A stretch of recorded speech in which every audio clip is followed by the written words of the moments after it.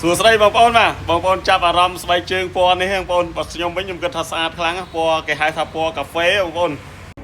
បាទបងប្អូនបាទចំពោះស្បែកវិញខ្ញុំធានាប្រភេទស្បែកល្អលេខ1ខ្ញុំធានាឲ្យបងប្អូនរយៈពេល1ឆ្នាំបាទចំពោះតម្លៃវិញខ្ញុំលក់តែ 80000 រៀលទេបាទ 80000 រៀលខ្ញុំធានាឲ្យបងប្អូនរយៈពេល1ឆ្នាំបើស្បែកជើងនេះយកទៅដល់ដៃបងប្អូនមិនមែនថាស្បែកបងប្អូនថា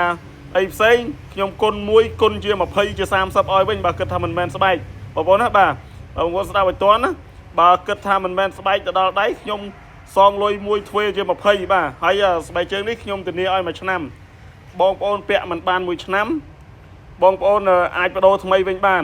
ហើយបើសិនជាបងប្អូនយកទៅដល់ដៃមិនស្រឡាញ់មិនពេញចិត្តក៏បងប្អូនអាចបដូរយកលុយវិញបានដែរអត់អីទេស្នាដៃខ្មែរធ្វើខ្លួនឯងទេហើយឥឡូវខ្ញុំមានមិនច្រើនគូទេបុគ្គលិកខ្ញុំផ្ញើពីកន្លែងផលិតមកប្រហែលជាត្រឹមតែ40គូនេះបងប្អូនបាទអញ្ចឹងបងប្អូនស្បែកជើងនេះតម្លៃ 80000 រៀលធានាឲ្យរយៈពេល1ឆ្នាំពេញឥឡូវចេះទៅ free សេវាដឹកទៀតបាទ free សេវាដឹកទៀត